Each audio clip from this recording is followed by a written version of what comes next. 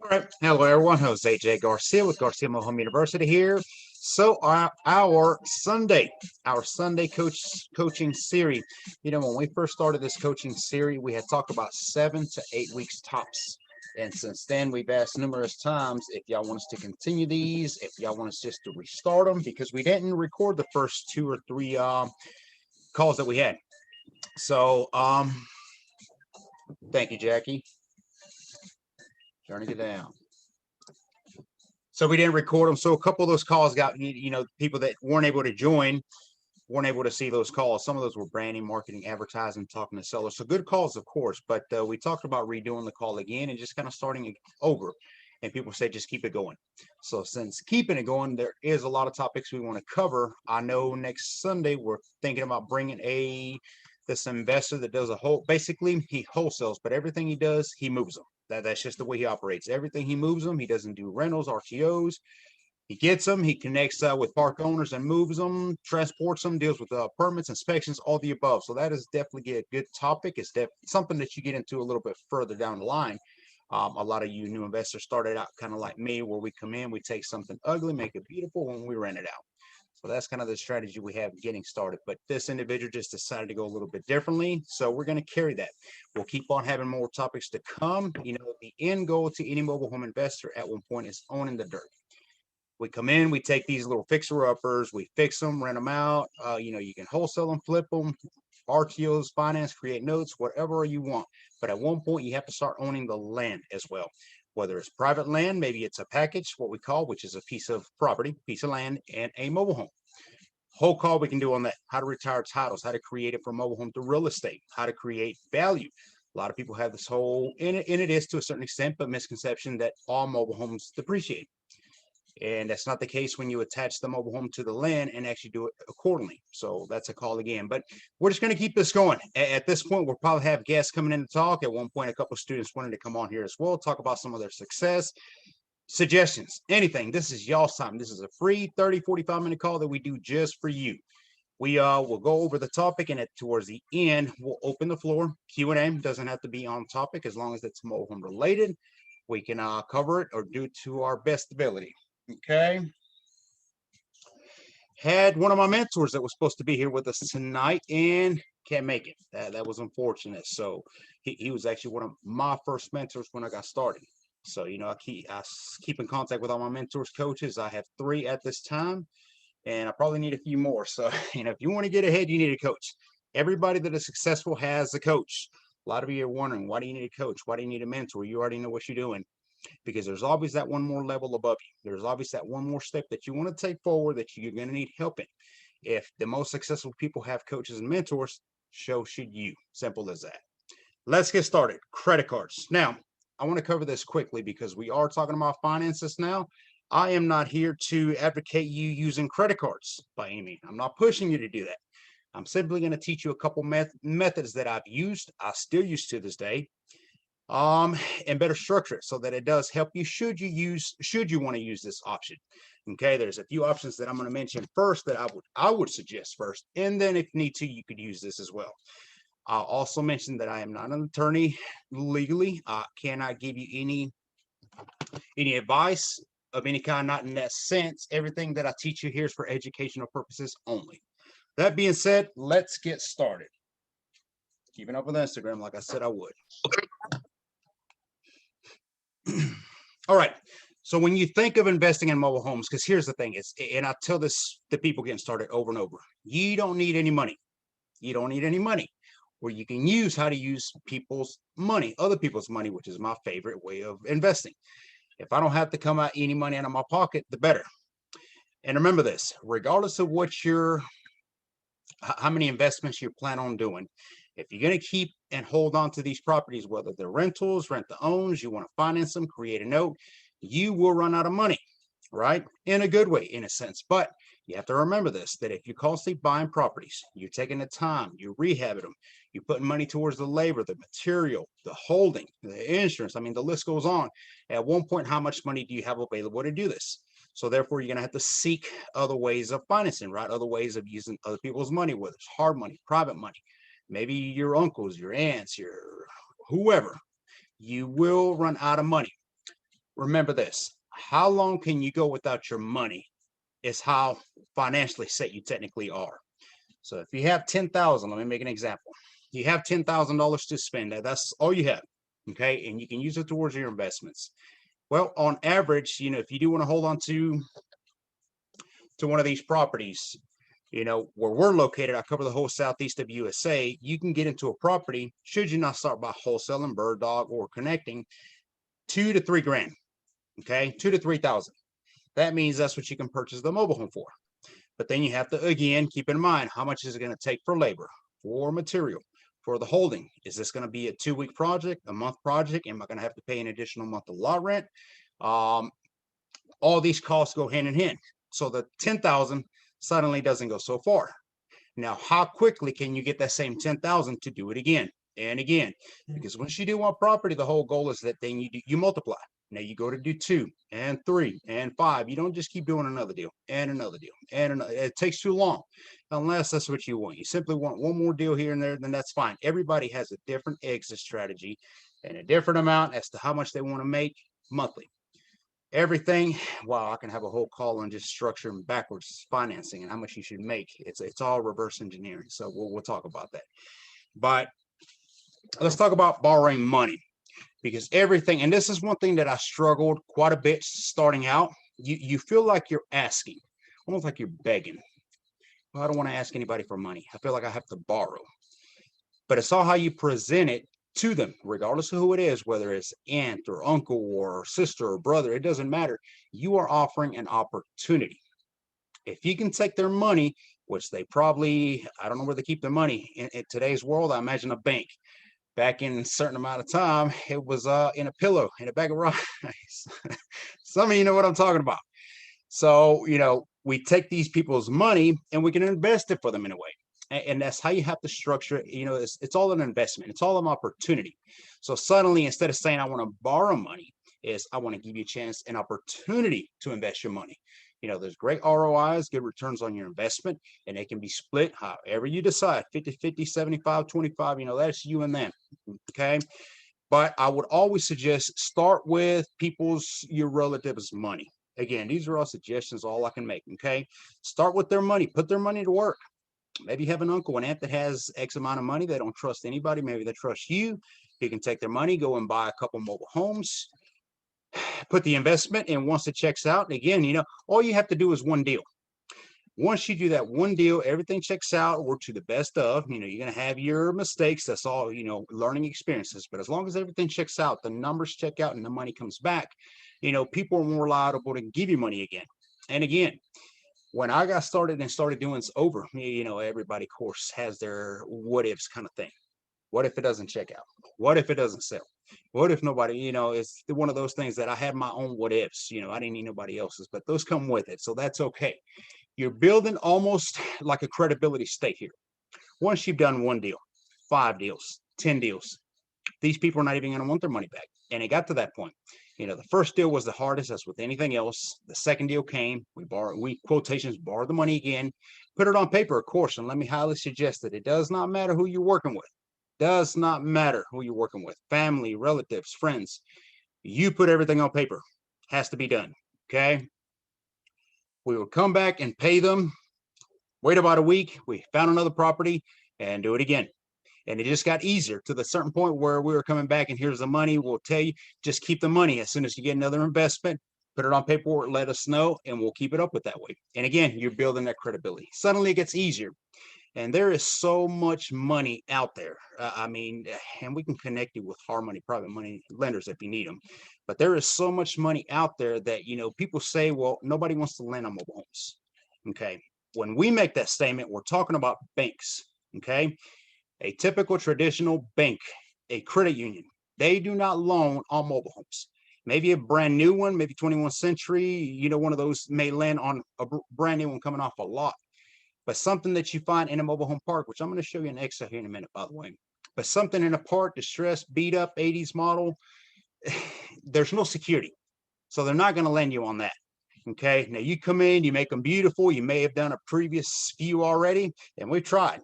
Okay, you show them what you're going to do with it. It's just no security. Why? Because a bank and a credit union thinks that you can as easily as connect and run off with a mobile home. And you can. It's not that easy, but technically that enough is for them not to secure. That to me though, however, now jumping onto RTOs and financing directly, that just opened doors for us because if the banks and credit unions will not loan to people who want to buy a mobile home after repair value, not even when distressed already, that we can sell to, then that just allowed us to be the finance. Now you're the bank. You can finance directly to them, right? And there's no competition other than other hard money, private money lenders or investors in the area. Okay. So borrow money from relatives. I would definitely suggest that would be, and now I will toss this out there. Don't do business with family and friends. I'll leave that up to you. How you see that one. Okay, questionable, I guess. Use your savings. That's what I was talking about and referring to a minute ago when I say, you will run out of money. So you don't ever want to put yourself in a position where you're out of money, then you have to borrow money. Should you get into one of these predicaments where you buy an investment, it started out good, everything checked out, numbers are great, but then we have the, oh my God, kind of moments, okay? That we're rehabbing and we're just finding issue after issue. Where's this money coming from? Because if you allocated so much that you only had in your savings or your back pocket and we've exceeded, what will we do? You have to keep in mind, okay, if I'm gonna exit strategy, if I'm gonna do rent to own, and I can spend $10,000 and it all goes to it, all $10,000 go, okay? You get out there and you sell the mobile home, you want to get it all sold. Let's say your goal was to sell it, to flip it. Once it was rehab moving ready, I want to sell it for 20,000. Okay, here's the thing about affordable living. Not everybody has 20,000 in their back pocket. Now you hear about this from time to time, and they do. There is some people who will come in, pay 20, 30,000 cash for a mobile home. So that does happen, but we're talking, what if not? Okay, they come in and most people will tell you, well, I can put X amount of money down payment, and then if you can finance the remaining, I can take the property, the mobile home. Well, again, you're counting on a quick flip to get your 20,000 back so that you can get 10 of that you spent and 10 as a profit so that you can continue investing. Time is rolling. Time is going by. Now another month has come by. Now it's time to pay lot rent. Let's just say lot rent is $500. Easy numbers. Okay, that's an additional $500 that you have to come out of pocket to put out there, all because why? Because you cannot find a buyer. So now what do? See, this is where you start struggling because you're going to run out of money. All right, you decide, let's go ahead and do a rent to own at this point. You take a 5,000 down payment, finance the 15,000, 2-3 years, however long it takes, tack on interest, of course, and that sort of thing. But again, if you were counting on getting the 10,000 back, how long will that take you to run out of money? So you see why it is important that you have sources of funding. I think I have a couple videos, one on wholesale and one on double wholesale, and it may be the same video. And that definitely teaches you how to get into mobile home, which is what a lot of people do starting into is wholesaling, bird dogs, connecting, finding deals, networking, and connecting yourself with other investors. That is a good source to do. I would definitely suggest do wholesaling always. You never stop being a wholesaler. You should definitely be doing that, especially if you're doing a property that is being rehabbed. In the mix, you should be wholesaling and making money where the wholesaling itself is paying for your property, your other investment, right? So that one is huge. Check that out. I may link it on this video here towards the end. Any questions at any point, please stop me. You can always raise your hand or just drop a comment. I'm trying to see where I'm at. Okay, and then the last option that I would consider at this point is, of course, using credit cards, which you see right there. Now, if you have not taken coaching on credit cards, you may be thinking already, don't use your credit card. Don't use over, what is it, 30% they say. Don't maximize it. It's bad for your credit. The list goes on. No money grows on trees. You kind of know where I'm going. Okay. True, not true. It all depends how you use them. It all depends how you pay them. It all depends how you structure them. One thing for me, for sure, for me, they done me wonders. I've been able to invest a lot more using credit cards. I get better returns than they do. That's for sure. And it's biggest thing, it has gotten me another deal. It has gotten me out of the hole, and it has gotten me to keep going forward. So that was huge for me. Still letting people in. So if you see me pause for a second, that's what I'm doing. Okay, but the questions that always come up with credit cards, because you think, all right, even if I do have a credit card that I wouldn't mind using, maybe I can spend X amount, maybe I have a good credit balance in it. You know, we have some credit cards that have 10,000 balance, you know, we can spend, some have less, it doesn't matter. But how am I able to pay a contractor if they don't have a credit card source? If I can't swipe a card to pay them, what about a mobile home? If I'm going to buy a mobile home directly from a seller, you know, Mr. John, Mr. John, whoever, okay, they don't have a way of taking it. They will only take cash. So how can I pay them with a credit card then? Okay. Best source to all the above, including a home improvement store, which home improvement stores, Home Depot, Lowe's, they will take your credit card. So you plenty fine, even over the phone, which we use quite a bit. But to answer those two questions would be PayPal. That's what we've used. We link PayPal to our credit cards, more than one credit card. You can have more than one PayPal account. If you work with your significant other or you have partners, it makes it even easier because you can have multiple PayPal accounts that basically transfer money left and right, back and forth. It's all one circle, right? But you have to link one of these credit cards, the number, everything to it. What you're trying to make here is PayPal use all the expenses. PayPal is what actually gets swiped, gets used, okay? And regardless whether you buy something with a PayPal, now you do get a PayPal debit card like. They have PayPal credit cards as well, by the way. We're not talking about those. We're talking more like a debit card. You link your credit card to your PayPal and you're able to swipe your PayPal card at an ATM, at a gas station, at a store. You can go to the ATM and pull money out. So you're wondering how to get money out of your credit card. One way to do it is basically send yourself money from one PayPal account to the other. I know I'm moving a little quicker, so please slow me down at this point, okay? To me, it makes sense, so I may go a little quicker on here, but I don't mind repeating myself. If you have two PayPal accounts, okay, let's make an example. I have one credit card linked to this PayPal account. Then my business partner has the other PayPal account. I'm gonna send them, I don't know, couple grand, $2,000.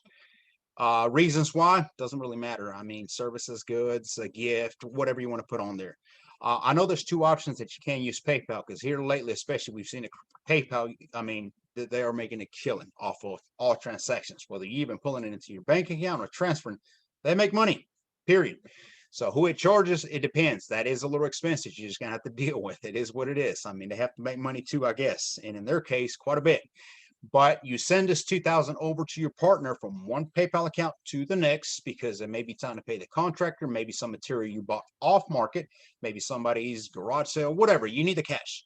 Okay, so you send from one PayPal to the other can take it to and deposit it from their PayPal to their bank account, they can withdraw $2,000. They may have to go see a teller who, you know, depends on the bank. And then you got cash. That's the whole goal. There's a lot of little steps that happen in here, but the overall is you want cash. I need cash so that I can buy this mobile home. I need cash so that I can buy this material this Saturday on this garage sale, whatever. Okay, so that is one way. Now, I know a lot of you may thinking, well, there is a way for you to get the credit cards that actually allow you to just withdraw cash automatically, like directly. You don't have to connect on PayPal. You can just go and use it. There is. I know there is, and I know they have limits. It just depends on your balance and your credit score. But you don't get the same credit when you do something like that. Plus, the interest are a lot higher. So if you simply take one of these credit cards here, go to your ATM and swipe for $500, you may be paying close to double that. I don't know. It just, again, it depends on every credit card. But what you also don't get is a lot of the points, a lot of the rewards, a lot of the things that come with the credit card. Again, every credit card is different. When you connect your PayPal to your credit card and you're swiping it for anything, and I mean, we bought stuff from eBay, from Amazon, doesn't matter. You get to get the points, the rewards, because you're showing it like an expense. Credit cards do not know that PayPal is linked to it that way, where you're technically using a third party to get different, you know, purchases to your credit card. When that PayPal swipes, regardless where it's at, or if it gets money taken from there to send to another PayPal account, it is one transaction onto your credit card. That's all. You can use the checks to come with credit cards.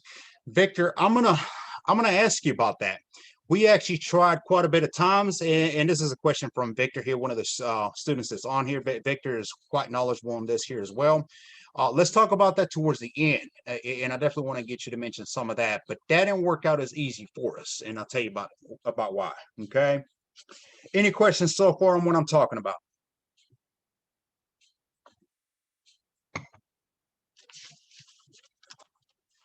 Okay.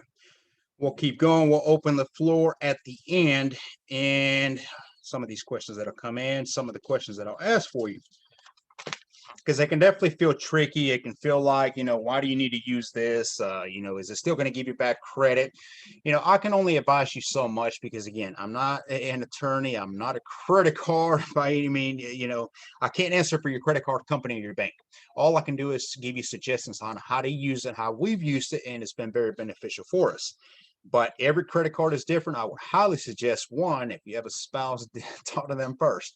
Call your credit card companies and see what you can do. Maybe there's balance you can up. Maybe like Victor said here, they have checks that they can send you. We'll talk a little bit about those towards the end. There's just different ways to work all around this. But, the way we've done it, structured, we have been able to not give ourselves bad credit, but instead give ourselves good credit and keep up in that line. Because one thing about credit cards that they don't teach you in school is don't maximize your credit. Your credit card is bad for your credit score. It'll damage this, it'll damage that. But when you keep maximizing your credit card over and over, what they're going to realize, and you may have to make a phone call, is that let's say you get a balance of 5,000, and every month you're spending 5,000, and then you're paying it off 5,000, and you're spending it off. After about 90 days, 3 months, I would call that credit card company and basically, hey, I'm using all the money that you're giving me. They want you to use this money. They give it to you for a reason. People get a balance of 5,000, and by the end of the month, they spend $12. That doesn't do anything. After X amount of months, they may even reduce it. So we've seen that happen. So when you spend and maximize over and over, you can actually call and they can double that. Now it's 10,000. Now it's 15,000. The goal at the end is to be able to say, hey, I have credit cards worth enough where I can have $1 million worth of credit. What can you buy with $1 million worth of credit? Quite a bit of things, a lot of mobile homes, that's for sure. So, those are tips for you. Trying to think, make sure I didn't miss anything. These are quicker calls, so it's only so much I can cover. I do mentor coach, so if we got into that, I would be a little more specific in some of this here. Some of you who do not have credit, maybe you're younger, starting out. Maybe some of you have had bad credit and kind of trying to work on that, trying to restart the credit. You do have the option to use the secure credit cards, which is not really, it's a credit card, is looked the same as a credit card, but they don't give you any balance. I mean, it's basically money that you have to send in. I think we've seen some as low as $300, where it's a credit card that, you put the $300 into it, you get to use it, spend it every month, and show that you are responsible. You're trying to build that credibility line back up so that this credit card company, whoever it is that gave you that option, you're proving yourself is what you're doing. Then after 3x amount of months, then a couple people still trying to join. Then it turns into an actual credit card, and then you're able to start getting credit. So, that is an option for some of you. At one point, I had not so great credit. We had to use something like that. Times have changed a bit. So it's all how you have to do. Do your time, pay attention. I mean, it does not matter. But okay, before I get into checks, I want to go ahead and ask Victor, do you mind talking a little bit about that, the credit checks? And I asked about those because, and I'm honest, I'm transparent. I have about 20 credit cards. This is through my mentor. He was able to do this here, and basically coming in, and it's all about building credit, building credit, building credit. Now, when I got started doing a lot more of this, those checks kind of had gone away. It seemed like none of the credit cards that I have, and I have some major companies, and they all say we're not doing it anymore. So what experience are you getting with that? Yeah, you have to.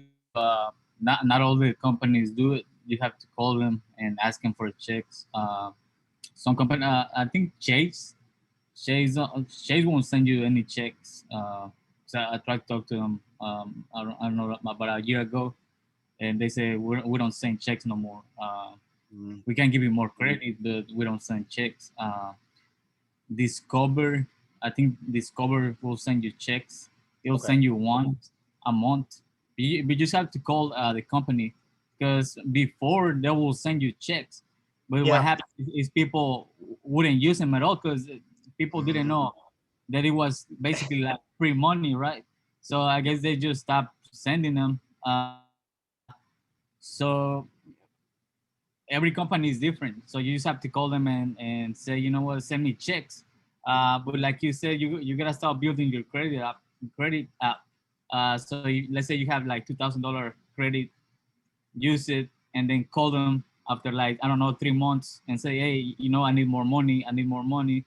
Wait another 3 6 months and tell them, hey, raise my credit card. And that's the way to do it. That's the way uh, Trevor taught Yeah. us. To do it. So tell me this on the credit cards, and you don't have to be specific if you don't like names on, but how many of those are doing checks? And you said one check a month. Is that they just send you one check a month? Yes, just one like Discover. Um, I don't know about this year. Maybe they're gonna change things. You just have to call them because you got Barclays, Yeah. you got Discover, you got Chase, you got Bank of America. To me, you just gotta make a phone call and ask them because they're not gonna send you the check if you don't call them. Uh, Yeah. it's not like before they will send you the check. So. Yeah. So see, one ruins it for all. This is why I tell you I got to use y'all's credit because you ruin it for me and Victor here. And it's all about not using it. Credit card company saw there was no use to it, so no use in sending them. Why even print those out? But like Victor said, is you have to call. Every credit card company is different. We can't answer for each one. Every bank, credit, even credit unions run differently. Victor has a little bit of background with the same mentors I do, so we probably talk a little alike in the sense of what we've learned. But the checks that he was referring to, they're very good. Victor, on those, because I gave up on them. I just, the way I was linking my PayPal's, transfer money, I said, I don't really need the checks anymore. I can just do it kind of like on a background scene. Yeah. You take this one of those checks, and are you just depositing to yourself, making the check to you? Same thing as you do as PayPal. Same thing, and it works because I have met people. Uh, they have bought mobile homes and other stuff with the same strategy. So it really works. You just have to get used to it, to doing it. So I mean, it takes time because you gotta be like step one, step two, step three, but it works. So I mean, it's not like only the two of us are telling you that it works, but I have met more people that have used credit cards to purchase like real estate. Oh, Mobile. yeah. Absolutely. And once you start building that credit line, I mean, you're going from 5, 10, 15K and over. I mean, at one point, you can buy houses, apartments, it doesn't matter. Think about if you can end up with so many credit cards that you did walk around with $1 million worth of credit. What can you buy with that? Quite a bit. So know how to use them. It's making those phone calls, definitely using it the way we're talking here. And I was going to add to it, I completely dismissed what I was going to say, but I mean, there's ways to definitely do this here. Uh, is it worth it? I'll ask that last question, Victor. Yes, yes, it is. There you go. We're not pushing for you to use credit cards. We're only suggesting. So let me take some questions on that. And then I was going to add a spreadsheet, which is more for a Tuesday call, but I want to show y'all something because some of y'all may be asking, well, you mentioned that, X amount of balance and I can buy a mobile home. If I have 5K and I still have to rehab it, put material, labor, that sort of thing, it's going to put me 5,000 or above. Where in the world am I going to buy a $2,000 mobile home? So, that is, I think we're muted here. So we can definitely show you that. Now, one thing that I was going to add to what Victor was saying was that, the more you use your credit, the more it's easier it's going to get. Kind of similar to what I was talking about, building your credibility, proving yourself, even with your family, your parents, your uncles, it doesn't matter. It gets easier. The same with the credit card company. The more you use it, the more you call them, the more they see you maximize them and use it accordingly, the easier it's going to get. It's going to get to a point where they're just upping your credit. I don't have to call a lot of them. They just up it for me because they see the transactions. It is a continue. Consistency. Consistency is key. Let me show you on my screen here real quick. And this is for Tuesday.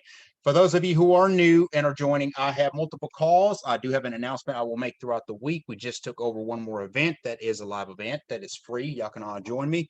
We'll talk about that as well. But for those of you wondering, where am I going to get a mobile home for $2,000, $3,000 or anything under 5,000? Simple. I mean, they're all over the place. You have to find deals. And a lot of you I think, are still spending way too much time browsing. You're browsing too much on the Facebook market, which is good. You can make deals into deals, but you better be a good negotiator. If somebody's asking 10K for it and you're coming in with an offer of 1,000 or 2, that's probably not going to work out, right? So, not saying you can't, no different than real estate and checking out Zillow, Truly, a Realtor, etc. You can find deals, but you have to find off-market deals. Now, a lot of that work I can do already for you because we have this one call on Tuesday called Let's Do Deals Together. This is where I connect with multiple mobile home park owners, park managers. They understand my concept. They know that I'm a mobile home investor, a coach, and a mentor. So they see what we do, and I'm able to bring you all who are on here as students, as investors, and bring into their parks. And yes, the beauty about it is you can sublease, you can rent them out, you can sell them, you can flip them. The only thing we don't, and we do allow it, is wholesale. You know, if you're going to come in and wholesale, we usually ask for a little specifics more so as to partner with us versus we get, you know, a lot of things get missed in the mix just from park rules and regulations. But let me just show you a few of these homes here. And I want you to join me on Tuesday to see the full presentation. But here's one in Central Georgia. I don't know where all you are from, but Central Georgia, we have the single wide 2-bedroom, 2-bath. Lot rent is $300, being sold for $2,500. So there you go. Now here's the beauty about one of these homes is if you were to come to me and say, can I use your credit card? Can I use my credit card to pay you, Jay? I would say, yes. Let me walk you through that. Next one. Let me line up Instagram accordingly. There we go. All right. Another one, 2000, 2500, 2500, 2500, 2500. It goes on. The deals are out there. I mean, you have to look for them and you have to be able to structure. I mean, everything goes in accordance, you know, to be able to get the funding, to be able to spend on one of these. What you don't want to find yourself doing is you have a limit of 2,000 and you're trying to invest on a $10,000 mobile home that you still have to rehab. You have to put material, labor, holding, etc. You're going to be in quite a bit of money for that. Starting to get into a little bit more in the coaching and the rehabbing. But, you know, one thing that I'll always say is you cannot lower the value, you cannot lower the number so much of the material and the holding, or you would be delivering a poor product. So the only number they can change, they can really make sense, is the cost of the mobile home. That is where the negotiation happens. And that's where it has to start. Any questions? Don't present. Hey, Jose, this is Jack. Can you hear me okay? Yes, Jack, go ahead. Hey, so thank you for this information. So one of the questions I have is on the credit card strategy, right? So I have a PayPal. Say, for example, my wife has a PayPal. And then typically when I send money for other bills, like when I'm buying stuff, I'll typically link it to my bank, ACH. But in this case, I know you're saying link your credit card to make the payment from PayPal to PayPal. Now, the question is on my credit card, like one of the credit cards, it has like a cash advance, and the cash advance limit is like, say, 150, for example. But in this case, you're saying, hey, you can send $2,000. Now, when I'm using PayPal, will it use I know every credit card is different, so we're just talking general terms, but is it going to do up to the cash advance limit, or will it still go through and say, hey, he's trying to send $2,000, he's got it available, go ahead and push $2,000 through? As long as you have the credit available, it will send it, because that's the beauty about using PayPal connected with your credit card. Your credit card does not know the PayPal and what you're trying to do. When PayPal swipes or PayPal sends the money over, it just looks like a transaction, no different than if you would have took that credit card at Macy's and went on a shopping streak there. So it's going to send a full 2,000. It's not even going to affect your cash advance. That's a whole different transaction. Okay, sweet. All right, thank you. Absolutely. Anyone else? Any questions? Hey, Jay, maybe I misunderstood you. You're going to do your Let's Do Deals on Tuesday. I thought you had changed it to Wednesday, or is that for a future date for Wednesday? Yeah, I had complaints, Tommy. Nobody wanted me to change it. So, well, there was a few people kind of pushed back. We already set for Tuesday, that sort of thing. So I felt like 1 week to the next was too close to change it. So I said, you know what? We'll probably start going out in the field on Thursdays, which is what I'm going to start doing now. And I should be able to lock up enough deals, which we got a lot of deals coming this Tuesday, by the way. But for now, we're going to keep it for Tuesday. If we decide to change it to Wednesday, we'll let everybody know. We'll make sure we toss it out there, ads and all sort of thing before we do. Okay, cool.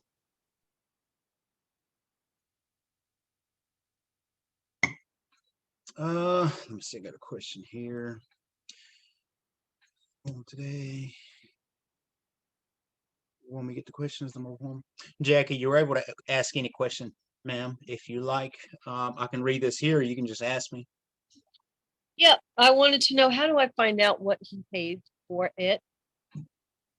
What to pay for it? No, what did the guy who's selling it now? He's only owned it a year. He said he was moving out because he needed something bigger. So how do I know what price he paid for it a year ago? You can go to tax records many times. This is in Florida, right? Yeah, Florida. Mhm. Yeah. I mean, y'all are kind of limited on the qpublic.net records, but there are systems that you can pay using a public records kind of thing where you can go in and kind of see the last time that it closed, the last time that it sold. I would even suggest call the city wherever it's located, Okay. and talk to the tax accessor, whoever it is, anybody, any representative there that can help you, and they may answer that question for you. May I ask, why do you need to know that? Because then I wanted to know if it's negotiating room. Okay. Okay. Uh, Let me suggest that. So yeah, I mean, that's, I guess, one way to do it. I don't use that method of doing that. Usually I pay attention to, I don't really care what anybody paid a month ago, a year ago, 10 years. That's irrelevant to me. What I want to make sure is that I know the market, and I want to know what sold in that same park in that area in the past 30, 60, 90 days, which you can get those answers directly from the park manager. I want to know Right. what those sold, and I want to comp them. And based on that, even if he or she paid too much, that's not really my problem there. I can only offer you what the market allows. So I would probably go about it that way, but give them a call. Give the tax accessor. If that helps you, by all means. Yeah, that's great. I like that. But here's the problem too. In that mobile home park, his was one of the nicer ones. It was way back in the corner. Mhm. A level up, like you have to walk upstairs, and it was absolutely adorable. But to drive through, it was like a seedy one, then a nice one, seedy one, then a nice one. And you know how it could be seedy. It's like pretty nasty seedy. You know what I Yeah. mean? Yeah, I mean, and again, I would pay attention to the park, what is selling, what is sold, what is being sold after repair value. That's what I want to comp it. I've never really been so focused on what somebody paid. And some people will tell you, well, you're offering me half of what I paid last year. Well, you overpaid. I mean, I can't do nothing about what you paid. Maybe you should have Yeah. called me then to coach you. I don't know. But, focus on that and focus on the surroundings, even if it is the nicer of. I want to comp it with what's there, and it's the value comes from what's selling in the area. Simple as that. That was excellent coaching. Thank you so much, Jose. All right. Anyone else? All right, we're getting past the time here. So these calls are recorded. They're going to be shared on our YouTube. So if you missed this, you're welcome to go check it out on that site.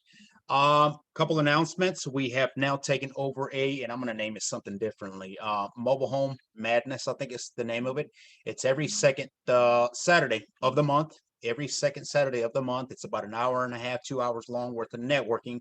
It is a live event that a gentleman, friend investor of mine, was taking over. That he was doing the whole thing. And he was holding it downtown Beaufort near Atlanta, Georgia, that sort of thing. It was a meet. People came and just kind of talk, network, and that sort of that. Taco Mac, to be specific, it's a restaurant. We may change some things around, but starting next month, I want to keep it as it was, just to not come in and change anything. So for any of you who are in the area or want to come to the area, I'll start advertising on that. We just took it over this one Saturday. We were there for the last time. He was there for the last time as I was taking over this coaching. So we'll be doing that as well. That's one. And in the shadow event, do not forget, somebody reminded me at the last minute that Father's Day weekend is next month. I think Father's Day is in July for whatever reason. I think it's always in July, and it is not. So the last shadow event that we had was actually on Mother's Day, which was last month. And the way it fell this month again, we're actually doing one on Father's Day weekend. It'll be the 19th, Saturday, the day before, Saturday coming up. Any of you who are getting into mobile home investing or in the area or want to come to the area, there are still seats available at this time. We'll give you a discount, of course, try to work with you, give you everything as quickly as possible so you can plan to visit.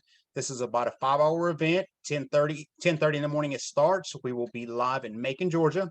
It was originally Warner Robins, but we move up. There's one park there, but we got a lot of investing going on. There's also deals available. Some of the deals that you're going to see on Tuesday, if you join us, that's actually the parks that are at. So while we're at the park, you're more than welcome to go check out some of the inventory.